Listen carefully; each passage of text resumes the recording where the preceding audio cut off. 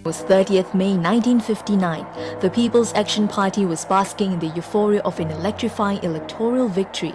To decide on who will be the Prime Minister, a secret ballot was cast.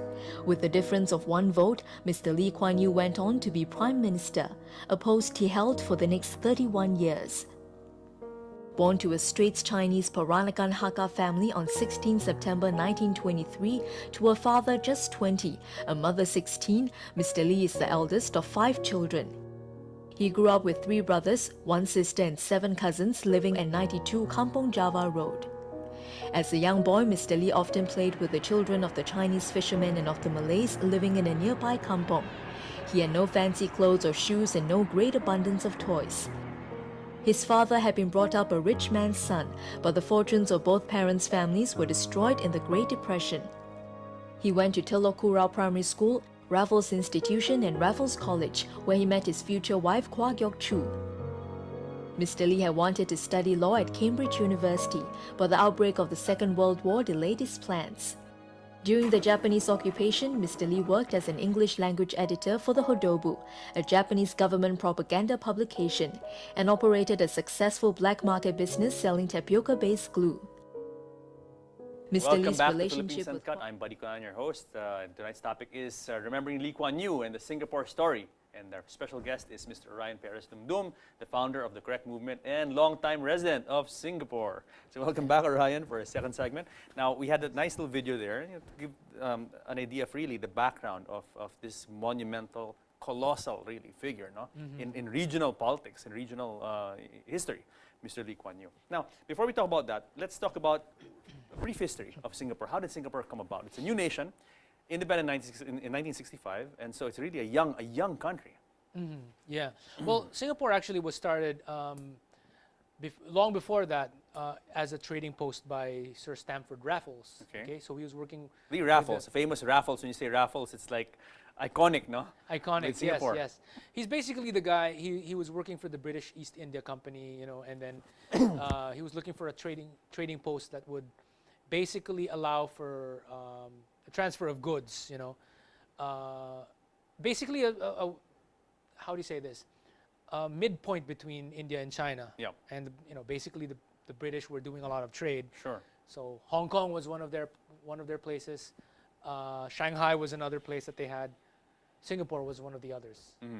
So so they had a lot of people from all around the world. The British brought in basically a lot of people of Indian descent, and they also brought in a lot of southern Chinese who basically went there, and these people were the workers that were basically running, the day-to-day stuff. Yeah. But it was under British administration. Okay. So Lee Kuan Yew comes from one of those families that settled there for like three generations already. Yes, and then it gained independence from the UK in 1963, right? Yes. And then it joined in August 1963. In September, a month after, it joined the Federation of Malaysia. Yes. And then surprisingly, after 2 years, it was expelled.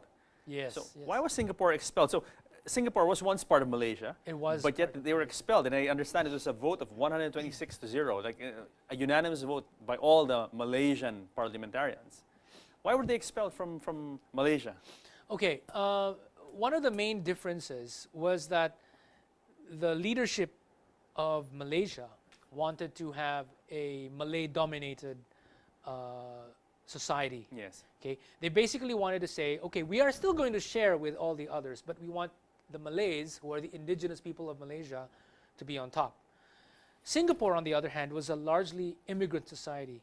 They had, yes, in fact, there were a few indigenous Malays there, but most of even the Malays there came from all around the area. So many of them, the people who are considered Malay in Singapore, Yes. originally came from other parts of the region. So they came from Indonesia, and some of them came from other parts of Malaysia. So they're not even originally from there. Many of them were immigrants. So being an immigrant nation, there is more of this egalitarian spirit. Yes. Of, we're not looking to set up one race above everyone else. It's all about meritocracy. And also a greater mix. A greater mix, and it's all about meritocracy. If you work hard, then you'll go on top, regardless of what your background Whereas is. in Malaysia, they could see already that a Bumiputra policy was in the works. Yes, And yes. Bumiputra policy, for the sake of our, I mean, for the reference of our viewers, is that pro-indigenous ethnic Malay policy Yes, of the Malaysian correct. government, no? Yes, yes. To be honest, the way the word Bumiputra is made is that it means sons of the soil. So it's not only the Malays, but Malays plus other indigenous ethnic groups. So you've got all okay. these Kadazans, Dusuns, and Tribes. tribes Yeah. from Sabah and other parts of northern Borneo. Okay. It's basically, these people are not Malay, but they are also indigenous. So they created this blanket term. So rather than saying Malay, they would say Bumiputra to Yes. include them as well. And this Bumiputra policy, as I understand, favors them and gives them economic, professional opportunities. Yes, yes. Reserved for them. Reserved for Academic them. also. Basically, these are like it's like a quota system. So a school should have this X number of Malays at the very least, So that's kind of how they do it. It's a protected status. Okay, now tell us a bit about the Singapore that Mr. Lee took the helm of. I mean, what kind of place is Singapore? Because in the opening spiel, I said it was a backwater. I mean, it really was a backwater, It right? was. It was very undeveloped, maybe. Yes, it was. No infrastructure. If you look at the pictures of the 1950s and 1960s of Singapore, you would think, Pilipinas ba to? Honestly, I'm not kidding. You will see houses that are like bahay kubos. My You will see God. houses that look like the squatter colony type slums that we Sure. have here. Slums, yeah. They really had a lot of that. Yes, there are a lot of colonial buildings in the downtown part of Singapore, but they had all these what you would call kampongs, these small little villages where the people lived in very simple Meager, nipa house. Spartan Yeah. conditions, no? Yeah, even the Chinese who were there also lived in those kinds of conditions. It's amazing that when you see the video, when you contrast that to the video we saw in the first segment, in our opening, when you see Singapore now is an ultra-modern city, it doesn't get more first world than that. Oh yeah, kind of absolutely. thing. Hard to imagine that in the span of such a short time that they were able to make that quantum leap from third world to first, which is actually the Absolutely. book of Mr. Lee Kuan Yew. right? Exactly. From third world to first. World to first. Yes. Now, okay, all right. How was Lee Kuan Yew able to do this? Well, first of all, he was able to form a very good party, a party that had very competent people. So he was able to put them together. Now, lucky for Singapore, they have a parliamentary system. So the way they ran their campaigns was to talk about their plans. Platforms. Their platforms, Sure. what we plan to do. And even if he was very strict and authoritative with the way he spoke, he was not doing song and dance numbers like how many politicians would do that here. He was speaking about very serious topics, and people voted for his party because of that. No, but as a politician, even as an MP, member of parliament, for you to win, wouldn't you have to resort to some sort of please the crowd kind of thing as well? Well, in a How come he didn't have to do it, and how come so many for Pinoy politicians need to do it? What is the difference? So the main difference, I think, is in a parliamentary system, when you vote for an MP, you're actually voting for the party. As a normal voter, It's not a personality. It's not a personality. No. When you look at the ballots, you have mostly a bigger font for the party. You have the emblem of the party. And if ever you're going to have the name of a person, it's smaller. Okay? And secondly, when you think of, okay, I'm going to vote for this person, you have to think also, who is the leader of that party? Because if I vote for this person and he comes from this party, the leader of that party will become the prime minister if so many other people vote for that party as well. Yes. So your thought process is not only, I'm voting for this one person. No, you're voting for two people, actually. You're voting for this person in your local district, and you're also voting for the leader of his party to become prime minister. And it's ingrained in you. The platform of the party is really ingrained in your mind. It's really ingrained in the mind. So it's yeah. not like here when you have a lot of parties, but you don't know what the hell they stand for. You don't know what they stand for. Basically, what happens is, on the ballots, the way our ballots are designed here, it's the name of the person, and then the party is like almost a footnote or not really important. So you don't care about what the party of that person is. You care about who he is. Okay, so fast forward now. How was that able to contribute, that system, able to contribute to the success of Singapore? Okay, so because they have a system like that, serious people like Lee Kuan Yew were able to win. So people like him a person like him was able to become prime Very minister. intelligent, very Very intelligent. capable. straight talking. Straight talking, Yeah. experienced also. He was Experienced. a lawyer, all that. No, You know, people like Lee Kuan Yew would not win in the Philippines. no, he wouldn't. He No. wouldn't win. He's a very straight talking person. He would say things that are hurtful to some people's sensibilities. If he says, for example, what's happened to our academic performance, around the world, we have slipped down. When he says that, Filipinos will say, hindi naman na, bakit na? Parang defensive. People will be very defensive. Ayoko na sa kanya. But in Singapore, when you talk like that, because, okay, yes, people can be emotional, but when it comes to the ballot, putting your vote on, casting your vote on the ballot, when you look at the party, you'll see, but this is what they stand for, and I agree with what this party stands for.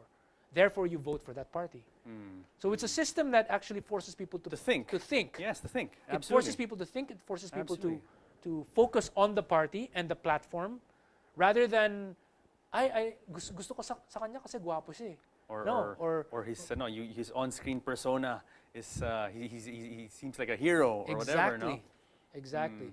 So I mean, it's a system that actually facilitated the emergence of quality leaders, whereas here, even the quality people will need to do song and dance numbers.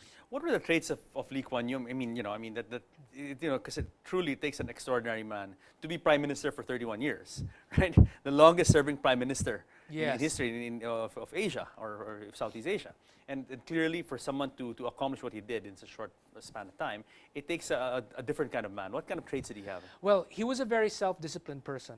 In fact, he was a very simple person. The house that he actually lived in for a long time was actually a very relatively simple old house. But more importantly, he was an extremely well-read person, extremely intelligent person. He's the kind of person where there are certain figures, and then he can immediately do mental mathematical calculations and say, okay, this is how much we need because of this, or because he reads so much, he knows the backgrounds of certain countries and how he is to deal with these countries in order to get them to trade with him. Yeah, but Orion, okay, I mean, intelligence is one thing. I mean, obviously the man was intelligent. So, I mean, intelligence is one thing. But if you don't have the heart as well, then it's all for naught. That's right? That's also true. He had that heart too. Did he have that as well? He had very much of it. I mean, he was so focused on improving Singapore. Basically, that was his main thing. Everything that he thought about at every given point in time was, how can I make Singapore better? He had a vision. He had a vision. He basically, much of what his philosophy was based on the fact that when he was in England, he went through a lot of, basically he experienced some racial discrimination. So a lot of it was to show, we're just as good as you guys. So what he was trying to show here is, by making Singapore really good, he can show that,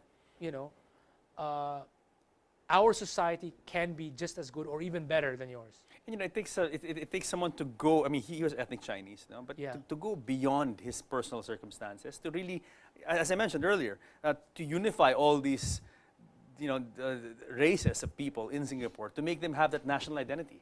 Now, how was he able to do that? I mean, that's something that still eludes us here in the Philippines. Yeah, in his case, for example, Lee Kuan Yew was, so he was from a multi-generational Chinese family. They had ceased to be very Chinese. They had become assimilated. They became Malay-speaking, English and Malay-speaking. He only learned Chinese at a late age, around in his 30s. Yes. So before that, he and his wife were both from the same kind of family, where they spoke very good Malay and very good English, and those were their main languages. And Malay at that time was the language that everyone in Singapore who was not white used with each other. So if you were Indian and you were, it was the lingua franca. It was a lingua franca of the society. So an ethnic Indian person doing business with someone who was Malay or doing business with someone who's Chinese, they would use Malay as their language. So in his case, he considered himself more Singaporean than Chinese. So basically, that's why he had this vision of a multi-ethnic Singapore. And also that I guess you, and you said it correctly, like constantly thinking of ways to improve Singapore. And I think he really hammered this into the heads of people, right? Yes. This is what it means to be Singaporean. Yes. It means excelling. It means being the best at what you can be, given the resources you have. It means Exactly. competing with with the best and trying to make Absolutely. our society the best in the world, basically. Yes, yes. And Not so- not just the region, in the world. Yep, yep. Yeah, very So, much. so through that, he was really able to instill that Singaporean-ness in people. Yes, yes. Orion, we have to pause for a break, but we have come back for a third segment. We're going to talk about more of Lee Kuan Yew and how he was able to transform Singapore and how we can do the same thing here, hopefully. Inshallah. Okay. So guys, stick around for more of the Lee Kuan Yew story and Singapore when Philippines Uncut returns.